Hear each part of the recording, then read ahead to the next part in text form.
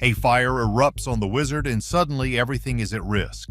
Captain Keith and his crew are on a deadly mission to catch the elusive red king crab in the unforgiving waters of the Bering Sea, where danger hides at every turn. The ocean is ruthless. Storms, freezing temperatures, and the constant threat of disaster hang over them.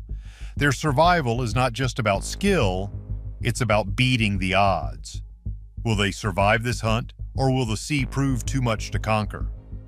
The Red King Challenge. After waiting for 35 months, Captain Keith and his crew aboard the Wizard were finally gearing up for the biggest challenge of their careers. Dutch Harbor, Alaska, as cold and unforgiving as the surrounding waters, was about to be their battleground. The air was crisp, biting through their jackets, and the ocean seemed like a giant beast ready to swallow anything in its path. But for Captain Keith and his team, this was not just another fishing expedition, it was the King Crab Derby, the hunt for the most coveted delicacy in the world of seafood.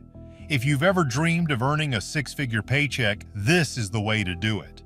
The Red King Crab is no joke. These creatures are so highly prized that they can fetch nearly $50 per pound on the market.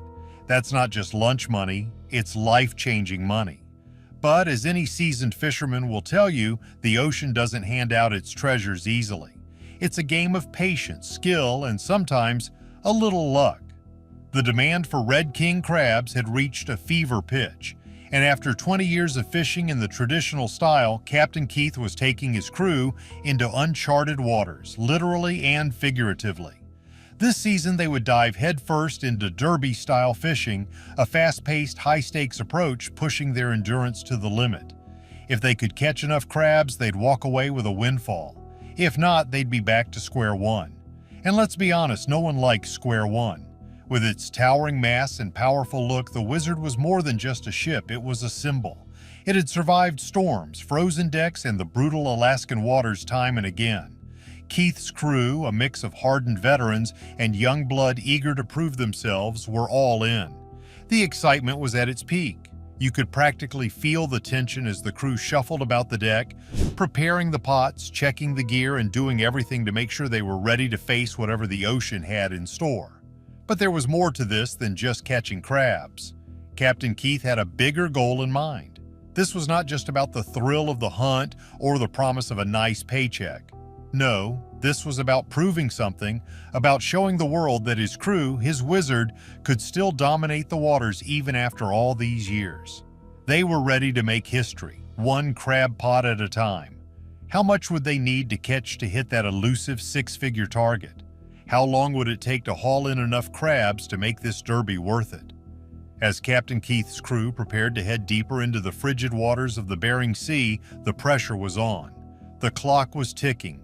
There was no room for mistakes. Every decision counted. But even with all the pressure, Keith was determined. He didn't come this far just to let things slip through his fingers.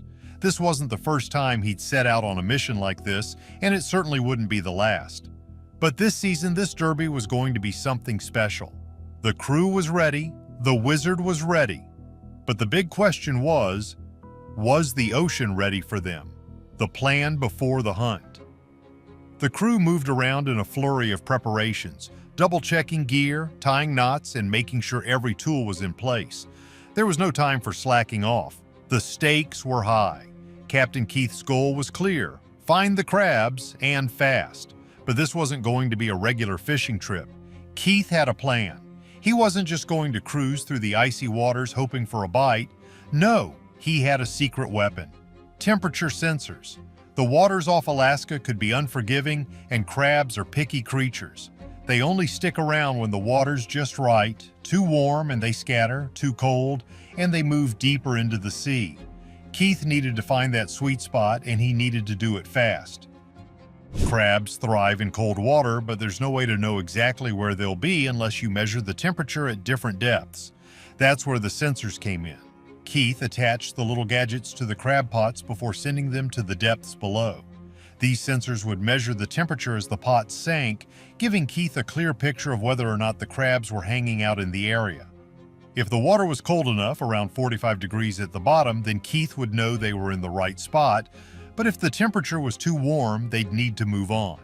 The crew was focused, but Keith's calm, steady instructions kept them in line. He was not just the captain, he was the master of this strategy. The sensors would tell them whether they had a shot at catching crabs or if they needed to change course. It was not about hoping for the best. It was about stacking the odds in their favor. "Drop it at 100 feet, Keith called to his crew. "We'll get a good read on the temp there." The first sensor hit the water, sinking slowly, and the crew watched, eyes wide, as the numbers started to roll in. The surface temperature was 49 degrees. Not ideal, but not a deal breaker. They needed to know what was going on deeper down. As the sensor dropped further, the temperature began to fall, inching closer to the magic number. When the sensor reached the bottom, it read 49 degrees on the surface and 45.5 at the bottom. That's what Keith had been waiting for. It was a clear sign. The crabs loved that temperature. Now it was just a matter of finding out if they were actually there. And that's where luck came in. Keith's eyes stayed on the sensor's readout, but there was no sign of hesitation in his movements. The crew carried on with their task, but everyone knew that the real work would begin once they were out there on the water, actually hunting for the crabs. The first pot came back with a promising reading. The temperature was just right. Keith's eyes lit up, but he didn't celebrate yet. It was still too early. He had to make sure this was not a fluke. He called to the crew again. "Drop another one. Let's see what we're working with here." As more pots sank beneath the waves, the crew began to feel a sense of urgency. But Keith was calm. His confidence was not based on luck, it was based on his plan. If the temperature sensors kept showing the right readings, they'd know they were in the right spot. If not, they'd need to move on to another area. And that's the thing about this kind of fishing.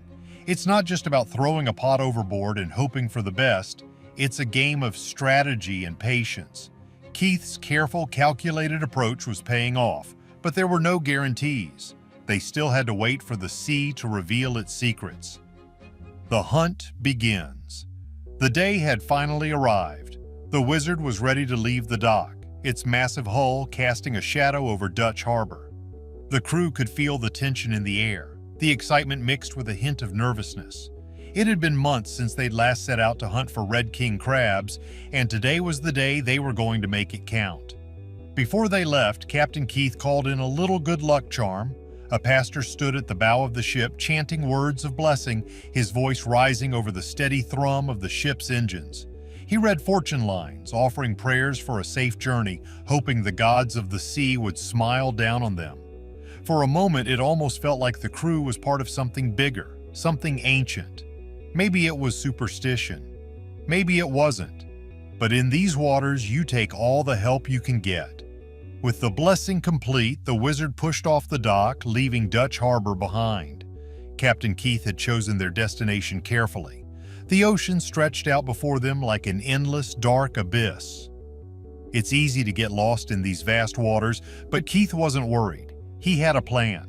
They were headed 35 miles northwest into waters that, according to Keith's calculations, would hold more crabs than the rest. This area was a hidden gem in the expansive 83,000 square mile fishing zone. The ocean here was a battleground, a place where Keith had spent years studying the currents, temperatures, and tides. It was a place where he could rely on his knowledge and the knowledge of his crew to pull through. "Let's get ready," Keith said, his voice steady as ever. "This is where the real work starts." The crew, already in gear, dropped their first pot into the water. Attached to it was a temperature sensor, a small, sleek piece of technology that Keith had come to rely on over the years. He wasn't just fishing blind, he was using science to guide them. The sensor sank into the cold depths, measuring the temperature every few feet. If the water was too warm, the crabs wouldn't be there. If the water was too cold, they'd be down too deep to catch. The sensor would give them a reading, and with that data, they could adjust their strategy. It was a mix of science, luck, and the kind of know-how that only Captain Keith could provide. The pot hit the bottom and the crew waited.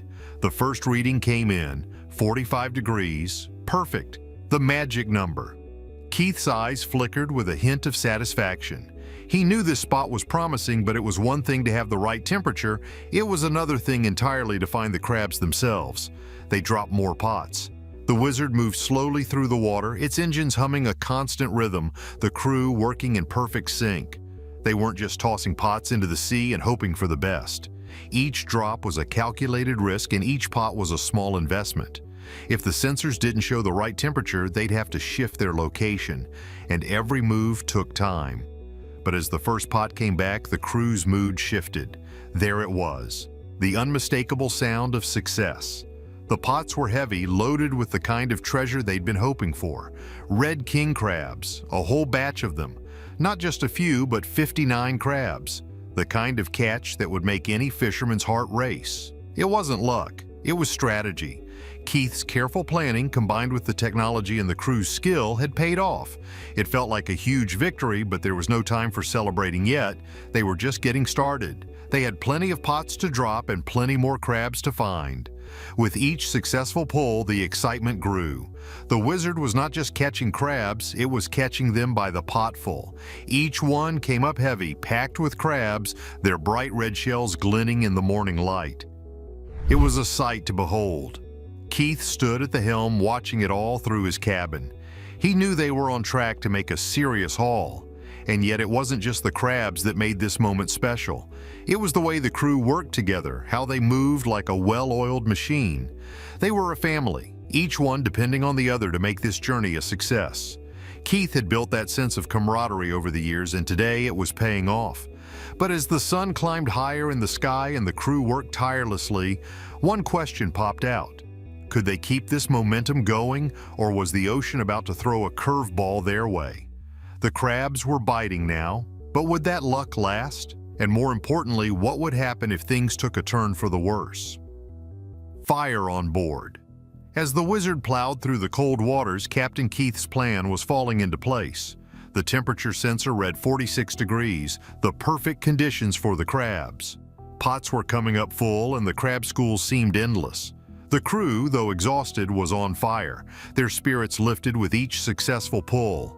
The numbers were steadily climbing, 59 crabs on the first pot, then more, pot after pot.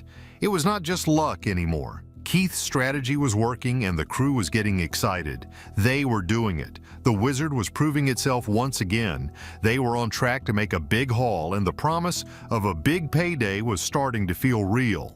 But then in a flash, everything changed. A faint smell of smoke hit the air. At first, it was so subtle that Keith thought he was imagining things. But the wind shifted, and then it hit him. Something was burning. His heart dropped. He turned toward the deck and saw the smoke, thick and dark, pouring from the hatch. Panic spread like wildfire. This was more than the kind of crisis anyone was prepared for. Crabs? Sure. Storms? They dealt with those. But a fire on the deck? This was a whole different beast. The crew scrambled to grab fire extinguishers, but the flames were already racing across the deck. And this was serious. Keith's mind went into overdrive, barking orders and trying to keep everyone calm, but his own heart was hammering in his chest. Tyler, one of the crew members, was down below in the hold. As the fire spread, he came running up the stairs, his face twisted in confusion. But the smoke was thick and the heat was unbearable. The crew tried desperately to open the hatch, but the fire was pushing them back. They had to get Tyler out fast.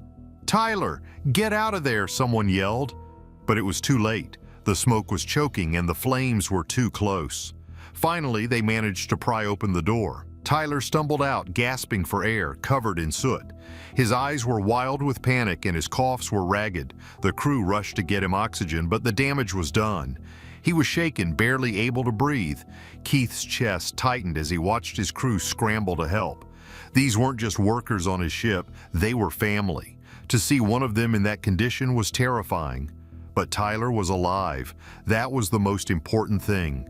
Meanwhile, the fire continued to rage, and the crew fought it with everything they had. Keith's mind raced, but he knew they couldn't afford to waste time. Finally, they managed to open a hatch and release carbon dioxide to snuff out the flames. The fire started to die down, but the damage was already done. Tyler was alive, but the wizard had taken a serious blow. Keith stood watching the crew. His heart still pounded in his chest, but the worst was over. The fire had been contained, but the ship had nearly been lost. Keith turned to the engineer, Roger, who gave him the relief he'd been waiting for. Roger reported calmly, his voice steady despite the chaos around him. The fire was out and the situation was under control. They were safe. Keith let out a breath he didn't know he'd been holding. His crew was safe, and that was all that mattered. But as he looked around at the battered faces, he knew their ordeal was not over. The ocean had tested them, and they had come through. The wizard had survived, but at what cost? Could they regroup and finish what they had started, or was this the beginning of a long and dangerous season? Survival against all odds. For Keith, Tyler was not just a crew member, he was like a son to him. Keith had known Tyler's father for years, and watching his best friend's son in such danger hit him harder than he could have imagined. The thought of losing him was too much to bear, but fortunately the crew's swift actions paid off. Tyler's breathing steadied, and the color began to return to his face. The fire was officially out. Slowly, the panic began to fade, replaced by a quiet relief. Though the ordeal had shaken everyone, it had also reminded them of the strength they had when they worked together. They were more than just a crew. They were a family. With that sense of unity, Keith knew they could face whatever came next. The crew, though still shaken, began to regain their focus. Tyler was resting and the fire was out. With the immediate danger behind them, they were ready to continue their journey. Keith glanced around at his crew. They had been through a terrifying moment, but they were safe now. They were still in the game, still on the hunt for crabs. And after everything they had faced, there was no stopping them. With a new day and a renewed sense of purpose, the crew returned to their stations, ready to pick up where they had left off. The sea, vast and unpredictable, would always throw challenges their way, but they had each other. They were ready to keep going. The journey wasn't over, but they had made it through the worst of it.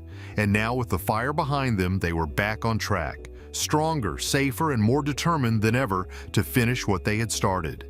Keith and his crew proved they have what it takes to survive the deadliest hunt on the seas, facing fire, danger, and the unpredictable wrath of the ocean. Their skill, determination, and teamwork made them unstoppable. No challenge was too great. But with the biggest risks still ahead, can they keep pushing forward? What will the sea throw at them next? Drop a comment with your thoughts, and don't forget to like and subscribe for more.